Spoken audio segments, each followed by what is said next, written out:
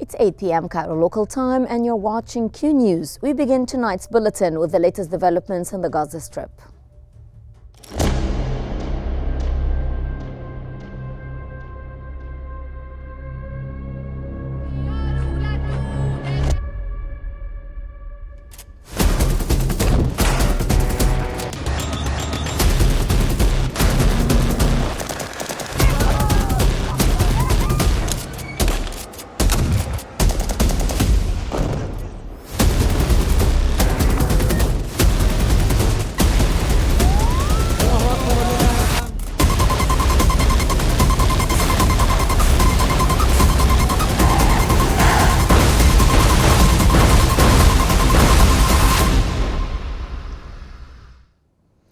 UN Humanitarian Coordinator Sigrid Kaag had expressed gratitude to Egypt and Qatar for their efforts in implementing the Gaza ceasefire, while emphasizing the need for full compliance, including the release of detainees. Kaag voiced concern over Israeli military reinforcements in the West Bank and condemned settler violence and incitement. She also raised alarm over ceasefire violations in Lebanon, urging all parties to adhere to the agreement to maintain regional stability. Condemnation of the public parading of hostages released by Palestinian Prime Minister Mohammed Mustafa has reaffirmed President Mahmoud Abbas's vision for addressing the challenges of the coming phase, which will be presented at the Emergency Arab Summit in Egypt on March the 4th. The Palestinian cabinet outlined a six-pillar vision calling for PA governance in Gaza, reconstruction efforts to prevent displacement, and institutional reforms backed by international support. It urges a comprehensive ceasefire, halting actions threatening the two-state solution, and advancing legal action in global forums. The plan stresses Palestinian unity under the PLO, a single governance system, and elections within a year, given the right conditions.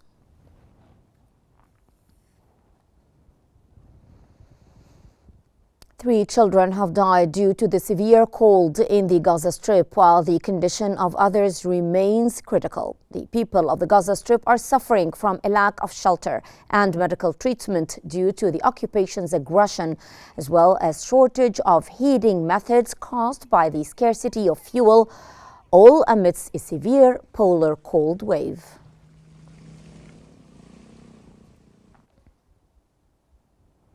The Director of Medical Relief in Gaza, Mohammed Abu Afash, has stated that 35,000 families in the Gaza Strip are still suffering due to a severe shortage of basic supplies. He pointed out that the suffering of Palestinians in the Gaza Strip is worsening with the severity of cold waves, heavy rains, and the severe shortage of basic supplies. He added that the Gaza Strip needs 60,000 caravans and 200,000 tents to provide relief to citizens, and he appealed to international institutions to pressure the occupation to allow the entry of aid.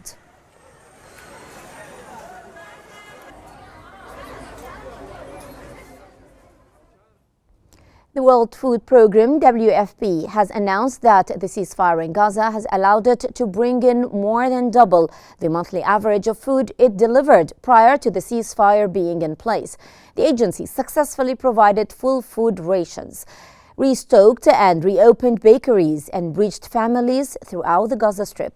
Over 60 kitchens have distributed nearly 10 million meals, while 25 bakeries are now producing 150,000 bread bundles daily, 5 times more than before the ceasefire. Additionally, the World Food Programme, WFP, has prepositioned over 70,000 tons of food, enough to feed more than 1 million people for approximately 3 months. Supplies expected to arrive through the corridors.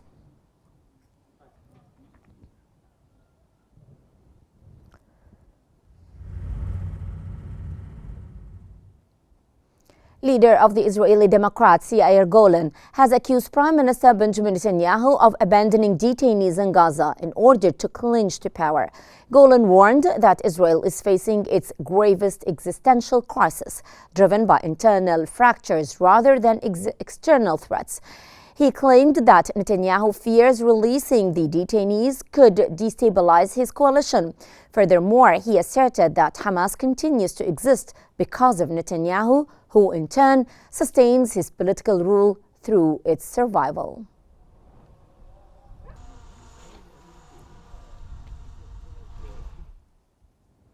And for more analysis, we now move to Salma in our newsroom. To you, Salma. Thank you, Hala. And for further analysis, we're joined by the political writer, Jamal Zakout. Mr. Jamal, thank you so much for joining us on Qnews. And first off, CAG raised concerns about Israeli military reinforcements in the West Bank and the settler violence. How can the international community address these issues to protect Palestinian communities? It's obvious that the Israeli plan to annex the West Bank was started officially either before the 7th October.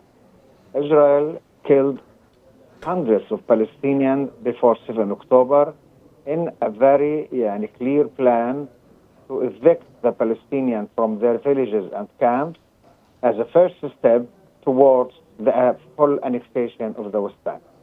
In that direction, the Israelis, after the ceasefire, they shifted their army to the north of the West Bank, mainly Jenin and Tulkarem, and in particular Jenin camp and Tulkarem camp. The aim is very clear. It's eviction and displacement as step towards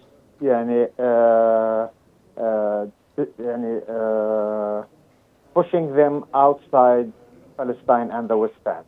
The Israeli plan is based on two main factors: genocide in Gaza. This is why the Israeli Prime Minister, he stopped implementing, and there is many speculation that he have some agreements with the Americans that the agreement of Gaza almost stopped. This is why he didn't release the last part of the Palestinian prisoners, claiming for false reasons.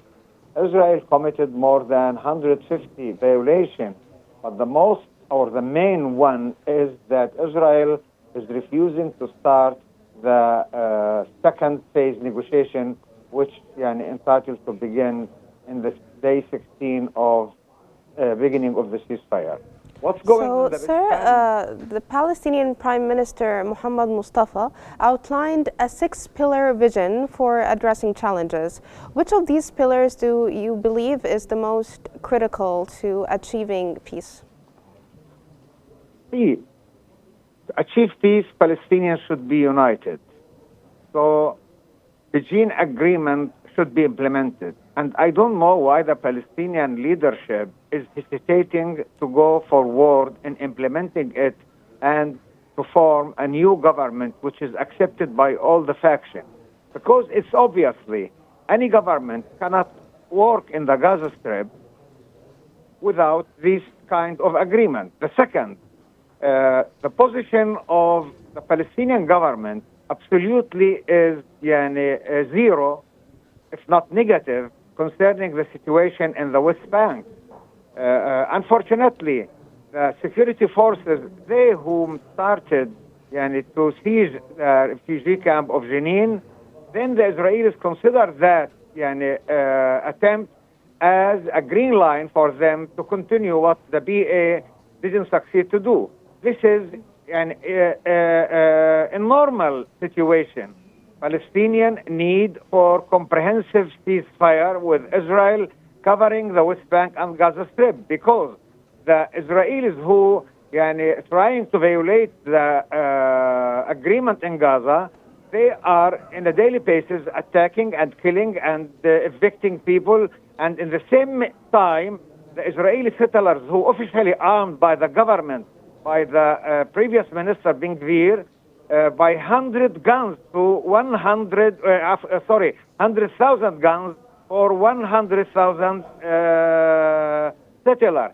It is a bilateral army, which is a militia. Any any speaking about dismantling the Palestinian people from how to defend themselves should start before that, before to talk about this, to dismantle the military terrorist group of the settlers in the West Bank and to stop these attacks. Who will stop them? I think the starting point is to unify ourselves, to have one vision, one plan, and to address the world that Palestinians are not going to violence just to do violence. They are defending themselves from the Israeli aggression in all the Palestinian territory, started by Jerusalem, which on a daily basis is under attack, but mainly in the north of the West Bank, without to accept Galazon and many other refugee camps in the West Bank. No, sir, building on what you said, sorry for cutting in, but building on what you said, I would like to shed light on the humanitarian crisis in the Gaza Strip with the severe shortages of the basic supplies amid the harsh weather conditions. What immediate steps can be taken to alleviate this suffering? Yeah, I think first of all, when Israel violates the agreement on Gaza, which include shelters, tents, mobile houses, medication, food, but also refusing to take any measures in the second step, which include to open the crossing point of Rafah and to withdraw from Philadelphia, I think that there is a responsibility of the mediators to raise their voices against the Israeli violation. This is first. Second, the American who pushed Netanyahu to sign that agreement, I think they have a huge responsibility of what Netanyahu is doing. Trump was so proud that he the only one who can stop the wars in Gaza, in Ukraine, and everywhere. And now he is shifted day after day, step by step, by Netanyahu, who in the beginning walked with Trump towards the ceasefire, but then he contained Trump. And now he's preparing for war. War will bring instability for all the region, including the mediators. So I think there is a real necessity. Sir, sorry for interrupting you due to the shortage of time. That was the political writer Jamel Zaqut. Thank you so much for joining us here on Q News. And now we're going to move back to Hala in the studio. Thank you very much, Salma. The World Health Organization, WHO, has expressed deep concern about the escalating violence in the Israeli-occupied West Bank and its severe impact on healthcare. On Sunday, February the 23rd, Israel deployed tanks into the West Bank for the very first time in more than 20 years and ordered the military to prepare for an extended stay. The WHO reported that there have been 44 attacks this year affecting the provision of the healthcare in the West Bank, with 4 healthcare facilities impacted. Additionally, the WHO highlighted severe movement restrictions across the region, including obstacles hindering ambulance movement and healthcare workers' access to patients.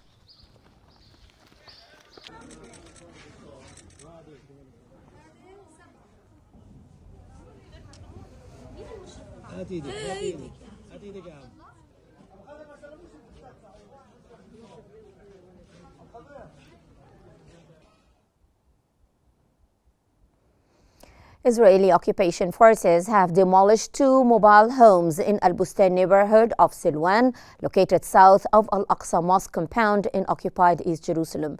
Local sources said that 10 Palestinians from 2 families lived in the mobile homes after Israeli authorities demolished their homes in the same neighborhood 3 months ago. Israeli forces also stormed the eastern area of the town of Al-Isawiyah, northeast of the occupied East Jerusalem, and bulldozed a house, agricultural greenhouses, and livestock pens, and uprooted trees. The demolitions come amid a series of Israeli raids in Al-Khalil and in Nablus, where more military vehicles were deployed.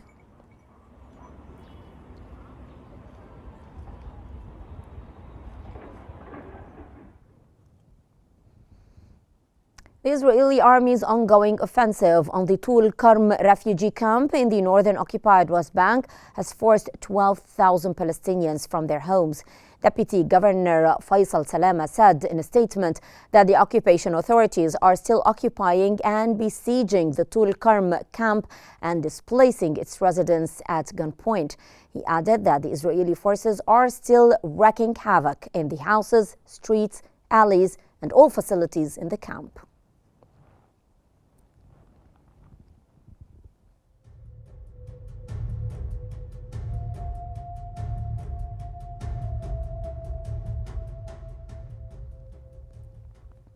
West Bank Palestinians have expressed fear of Gaza-style clearance as Israel squeezes Jenin camp.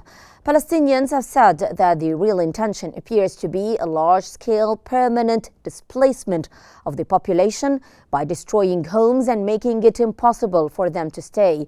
At least 40,000 Palestinians have left their homes in Jenin and the nearby city of Tul Karm in the northern West Bank since Israel began its operation just a day after reaching a ceasefire agreement in Gaza after 15 months of war.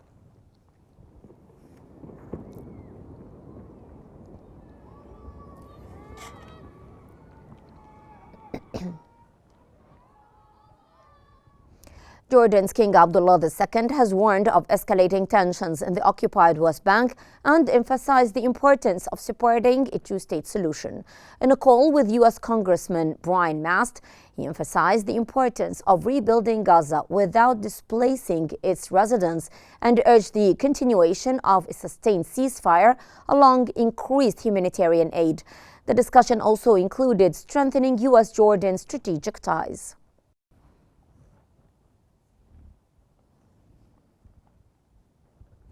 EU Foreign Policy Chief Kallas has urged Israel to uphold international humanitarian law. Kallas emphasized the EU's deep concern over the situation in the occupied West Bank. She also stressed the importance of ensuring Palestinians can live safely in Gaza. It is clear that we have had differences before, but we have always managed to sort them out, and we also expect. The Israeli occupation has continued its aggression on the city of Jenin and its camp for the 36th consecutive day, resulting in the deaths of 27 Palestinians and leaving dozens injured.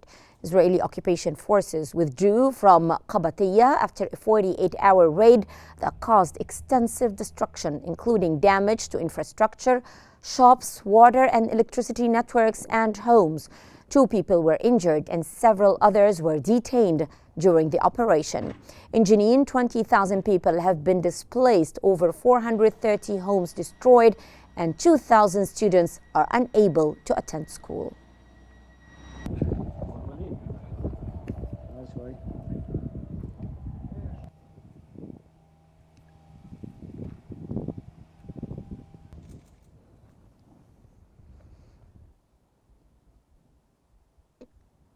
The Israeli aggression on the city of Tul Karm and its camp has entered its first month, and on the Nur Shams camp, its 17th day. Since the beginning of the aggression, the occupation forces have imposed a tight siege on the Tul Karm and Nur Shams camps, accompanied by extensive raids on the city and the blockade of its hospitals.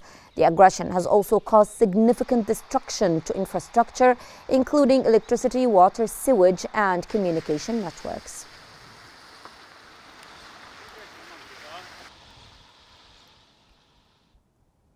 The head of the Popular Committee for Tul Karm Camp Services, Faisal Salama, has reported that Israeli forces destroyed at least 40 residential buildings, including 100 apartments, burned 10 homes and damaged 300 shops. Salama explained that Israeli forces paved a road through 4 neighborhoods in Tul Karm camp, demolishing 26 buildings and severely damaging surrounding structures.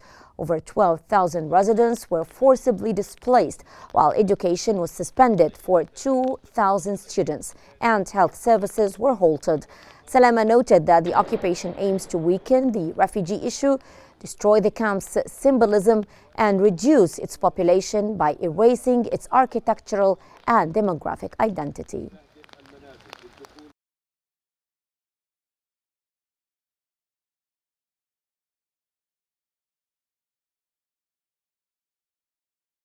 Al-Ma'moon Street in the city of Nablus. The Israeli forces blew off its doors and confiscated surveillance camera footage. Moving on, Kiev has announced that it is in the final stages of negotiating a deal with Washington to grant the United States access to Ukraine's mineral resources.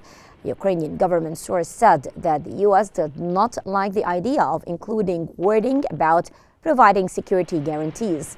Zelensky refused to sign an earlier draft of a minerals agreement as Washington sought rights to $500 billion in Ukraine's natural wealth. Kiev protested it had received far less than that in the U.S. aid, and the deal lacked the security guarantees Ukraine needs.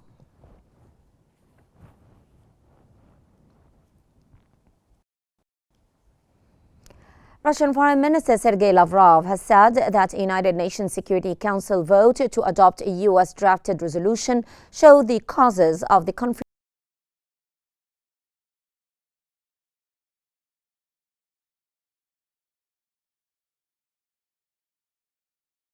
on this matter.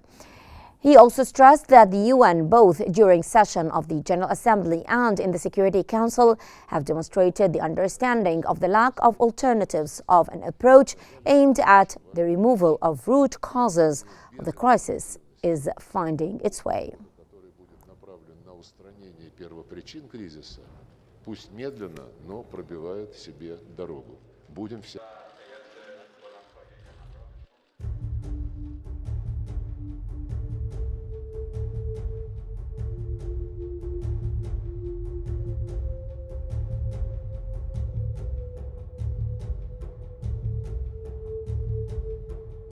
On to South Korea, where the Constitutional Court has held the final hearing in the impeachment trial of suspended South Korean President Yoon Suk-yeol. Yoon faces being removed from office less than 3 years into his 5-year presidency if the court upholds Parliament's impeachment, which accused him of declaring martial law on December 3rd with no justifiable constitutional grounds. Yoon has said in his trial that he had a right to declare martial law, but never meant to impose full military rule.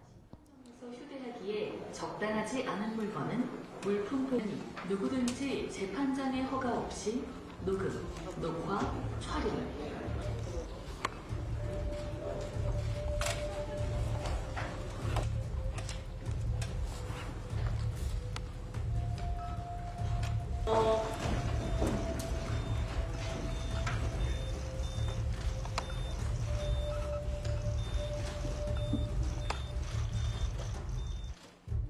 And that brings us to the end of our news bulletin. Here is what we have been covering.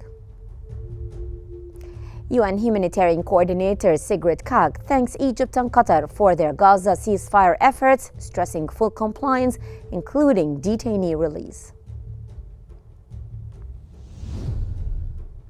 Palestinian PM Mohammed Mustafa reaffirms President Abbas's vision for the next phase to be presented at the March 4th Emergency Arab Summit in Egypt.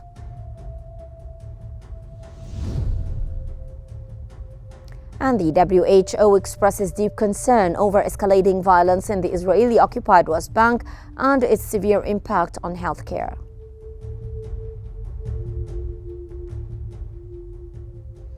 And this concludes our news bulletin for tonight. Don't forget to follow Q News on YouTube, Facebook, X, Instagram, and TikTok at Qnews EG to stay informed. I'm Hala Al-Hamalawi. Thank you very much for watching and stay tuned for more updates here on Q News.